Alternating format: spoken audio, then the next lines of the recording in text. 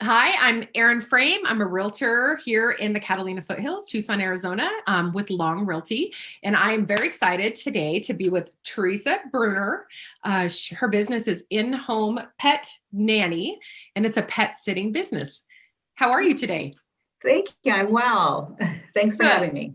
That's great. And I'm so excited because you reached out to me. Obviously, this is kind of my goal is to kind of get, especially with COVID and everything, just to really kind of get our community connected. So I'm really excited that you wanted to be involved in that. So thanks for that. Thank you. Thank you. Yeah. So I guess let's just start. Maybe you can tell me a little bit about yourself. What brought you, because you told me you're not originally from Tucson, so most people aren't. Yeah. So maybe your background. Well, I am from Wisconsin originally, and I after college I got a job with a large semiconductor company in California in the Bay Area. So anyway, and then worked there for many years, and then transferred to the Chandler area with the company, and met my husband, and then we moved down here for his job. So so we've been here almost 14 years. We raised our boys here in the Catfoot 16 school district. Great school district. Yeah. And just so have you been in that same area that you live in now for the whole time, or have you moved? Yes, we've been in the same home. Yes. Why would you move if you're in heaven already, right? Exactly. I know. I remember coming down from Phoenix to do the house hunting trip, and I looked at these beautiful foothills in the mountains. I thought, oh my gosh, I could totally live here. So I was sold. And of course, you said that you're originally from Green Bay. Yes, Green Bay, Wisconsin. And I'm originally from Washington, so I totally understand when it comes to coming here, and it's such a different experience. Like there's the beauty it's beautiful in those locations too, but there's something to me just really special about the desert. It's like an old soul or something. It's just, it's interesting, so I'll stop. No, and it's such a neat community too. It's like a small, big town or what have you. I mean, it's really, Tucson is just such a unique and lovely place to live. That's actually what I call it too, a small, big town, because it's big enough that you have stuff to do, but you start to find out that you're like, I know that person. Oh my gosh, I know that person too. It's like, it could be good or bad. It depends on who you are, but totally agree. So let's talk a little bit about your business, because I love pets. Yes. Yeah.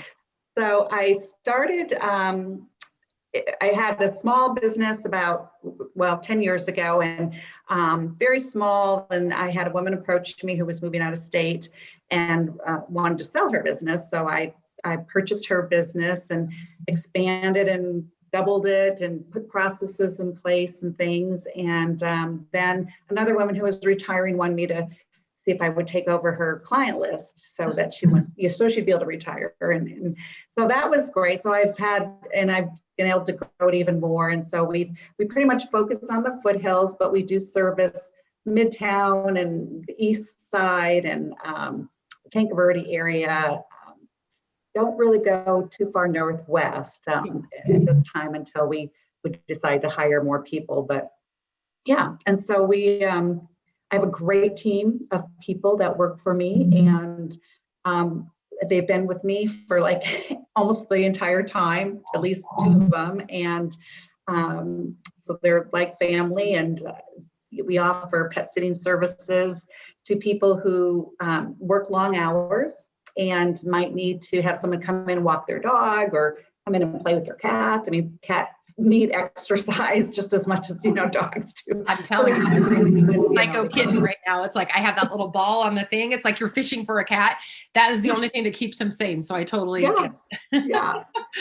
So we have daily dog walking clients, and also do pet sitting, drop-in visits for cats and dogs and other animals. We do all types of animals. We don't do many horses, but other than that, it's we've done them all. Because I have So- turtles and fish to boot. So if we ever needed you, you'd be dealing with a lot of critters. So Yes, yes, yeah. yes. Is your turtle outside that They're it the hibernates? they're water turtles and they're outside. Yeah. I have two of them. And then we had 4 beautiful like goldfish that had grown almost into kois, and we had a Oh. bobcat get all of them. Oh, Yeah, which that's the foothills. I mean, it's like yeah, you can't have anything outside or you're gonna deal with that. It's just what right. it is, for sure. Yeah, it is true. Yes, and that's what I tell my clients. When we go out with your dogs, we're out there because I mean, I go out and I have a Great Dane, but I just want to make sure that they're supervised, but because especially with the smaller dogs, it's just too scary, with the coyotes and the Javelina. bobcats and Oh yeah. The javelinas, I've heard of them going after, Yes. smaller dogs while you're walking them. yes. I'm kind of up in an area where there's more people and traffic and stuff. And I think Mhm. that we kind of can avoid that more, but definitely by my parents, like we were talking off Ocotillo and stuff. Right. They have stuff often that they deal Yes. with over there. Yes, exactly. So how many staff do you have?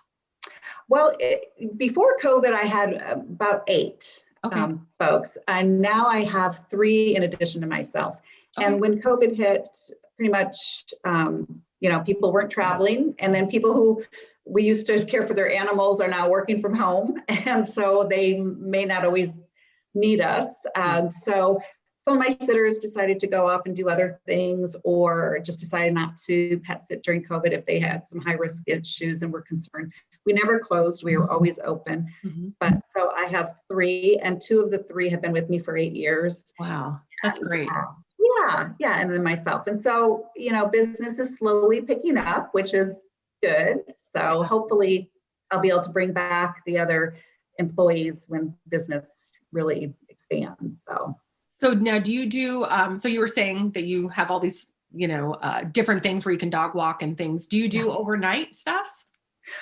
We used to do overnights, but we don't do that any longer since my employees are now formally employees, and you have to pay minimum wage for sleep time. And so if a sitter stays overnight, even for 10 hours, and our minimum wage is $12.15, plus you have to pay extra for all the cost involved, it's just cost prohibitive to my clients. And I didn't want to offer that. So what we do is my sitters still will do overnight pet sits for clients, and they do it outside of my business just for the overnights.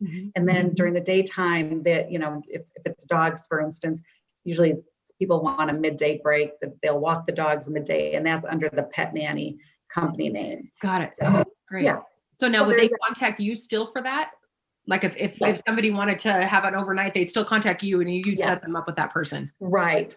And so the continuity is great because and I have one this weekend where my sitter is doing the overnights and on as her own business, separate business outside of the Pet Nanny, but then her daytime walks will be as the Pet Nanny, and it's the same sitter. Yeah. So it's continuity and they trust and things. Perfect. And I still get to offer that service, even though it's outside of the Pet Nanny. So It's great. I feel like with COVID, it's like, people have had to just get so creative with kind of like making things work for people. So it's nice to see how resilient people can be. I always say that, but it's just shocking. These interviews I do, and I'm just so shocked and happy and surprised by like people can just make that shift and it's going to work, Exactly. Yes. So that's great. So you said horses, not so much. So if people are thinking horses, that's a whole different animal. I mean, literally, but literally, yeah, it is. Yeah. And even though one of my sitters is very well trained on horses, I don't usually offer that as a service just because I'm not as knowledgeable. But dogs, cats, birds? one of my favorite animals that we care for are their bearded dragon. Oh, wow. It's like this huge lizard, and it just loves to be pet. And so I'll put it on my shoulder, and so we've done everything: turtles, snakes. So birds are okay. Yep. Okay. Yep. Perfect. Birds. Right. I love that. Yeah. That's great. So Yeah. like I was saying, one of the things that you'll be able to do is go onto the Park Bench website after I get all of your information loaded up in there, and people can go on and they could see if you have any promotions running or any information, any events that you're doing. These are all things that can be uploaded as well. Great. So once we get to that point, that could be a good place for you to kind of advertise and hopefully maybe pick up new clients or, Yes. And our vet, they're actually a client of ours. They do a lot of referrals for us as well. And a couple other vets in the area as well. And so people find us, and my clients are wonderful. They refer us, and I love it. It's a referral business. You do a good job, obviously. So that's great. Exactly. Yeah. It's always a compliment when they're referring us. And then, or if they have a pet that passes away, when they get a new one, they come back to us. And so it's an honor, because it's a big deal. We are in their homes caring for their children. Many people don't have children that have that pets. My pets are by far my children. Yeah. Yes, exactly. And we get that. It's a big responsibility, and we don't take it lightly. So and I think it is. People have to trust when it comes to their pets, because that's the last thing I'd want to do is be on a vacation somewhere and having to stress about. And, my challenge is I have a golden retriever who is very difficult on a leash. And she's very protective of her area. So it's like, I never want to hire anybody or have anybody, because I just would hate for her to literally pull that person across the street. And it's our own fault. We probably should have put her through more training, But that's always a challenge. So sure, it is. And our sitters have, training in, not dog training per se, but, we do continuing education. So we read a lot and do webinars and go to conferences and such, so that we're updated on how to deal with these difficult situations. And for example, for dog walking, we never let them interact with any other dog. It's just a safety issue for us. We might know this dog, ours, that we're in charge of, but not the other dogs. So we, we'll say, hi, sorry, we're going to keep away or what have you. And so it's funny because my dog's good at a park, with a park, she doesn't care about the other dogs, but you get her on our street and she's almost 100-pound golden. So, and like you said, you have a very large dog too, but they're pretty mellow, aren't they? They have to be that big, I would think. Yes. She's wants to say hi to everybody though. So she's very social. So, There's one in the area over by you that I always see. It's a huge white one. Yes. And the lady that walks her is as tall as the dog. I just love that. That dog has to be mellow.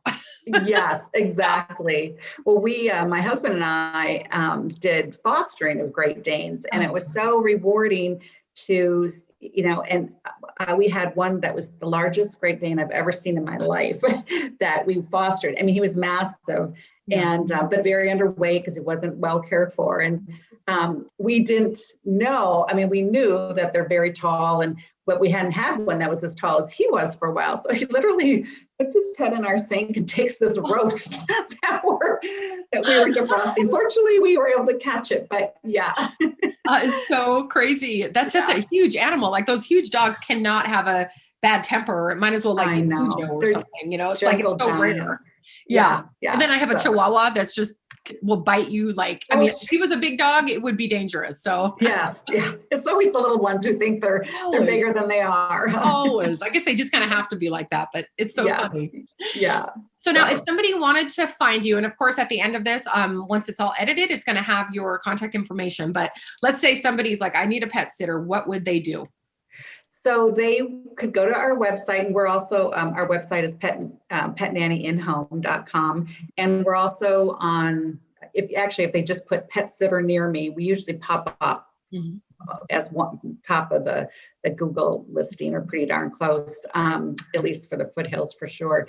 And just click on our link, or they can call me, and we set up a consultation, and the consultations are free, whereby we come to meet you and your animals, and the sitter who's going to be caring, usually we know the dates that you'll be traveling, the sitter who's going to be caring for the animals will join me, and we go and meet you and the animals and make sure everything is fine with, the relationship there. And we figure out, how we're going to get into the house. We've moved to a lockbox system whereby we will ask them to put a key in a lockbox and hide it, the lockbox, so it's not like it's hanging on their door, so to speak, but or a garage door opener or whatever. So and then we have this great computer software system that we use. It's called Time to Pet, and they enter all their information, their pet's information, emergency contact, vet information, feeding instructions, medicine, all that.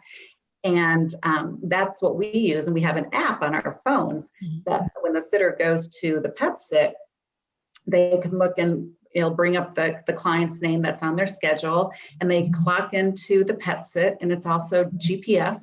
Wow. So we know that the sitter is there. Yeah. And they do the pet sit, and then at the end they clock out and they send us a little report card along with pictures, photos, and a little update as to how the animal did. And we watch for things such as, are the animals drinking? Are they eating their dinners or breakfast? Are they peeing and pooping as they should? Yeah. So if there's any issues, we raise those to the clients so they know, hey, it's doesn't seem as himself or having some bowel issues or what have you. So, so important.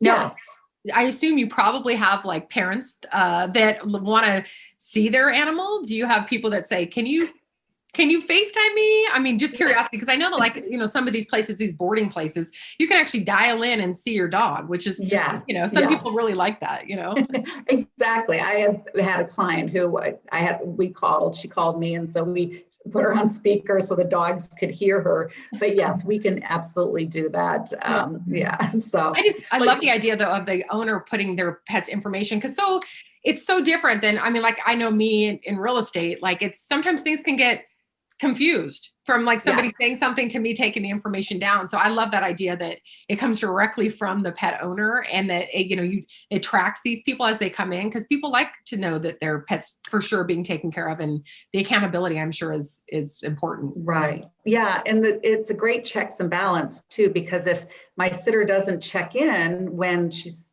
to be at a pet sit, then I get a notice 30 minutes after it should have started to say, hey, Jane is late to the pet sit. So I'll contact her and say, is everything okay? And it might be, I didn't turn on my app, or I got stuck in traffic or whatever. And we usually have a window whereby they can do the visit. So we don't usually have, that we'll be there at, 5 p.m. sharp. A couple we do who have need insulin injections or medicine, but so they do have a window. So they're not necessarily late, but I just want to make sure everything's okay. And if something is wrong, if they did get in an accident, then I can hop in my car. I have all the instructions on my app. I know how to get into the house.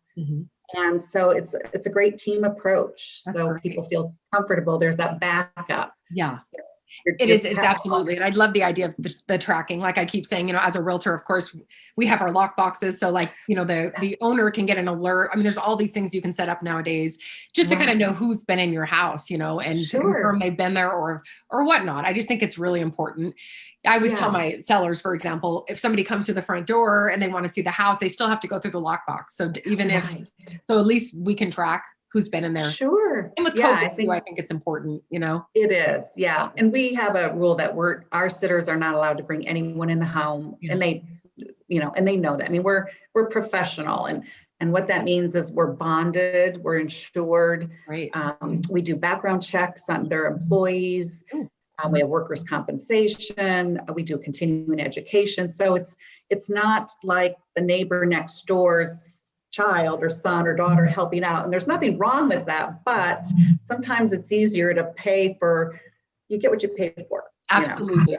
When it comes to our children, our pets, it's like, you can't, honestly, I probably spend more money on my pets. I go to the store, I get stuff and I have to bring them home something, like they know. And I hate to be that person, but it's like, they're mean. They're mean if I don't come home with stuff. So they're fun though, but they're our kids, They are. And it's so funny.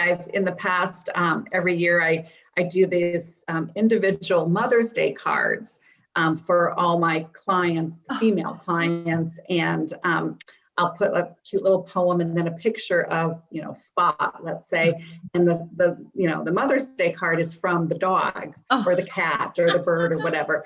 And I've done that every year, and the people, it's just shocking how much it means to them, especially people who don't have necessarily kids who are going to get cards from. Yeah. When we go and we visit them, we'll see our Valentine's Day card on their refrigerator. Yeah, I love it.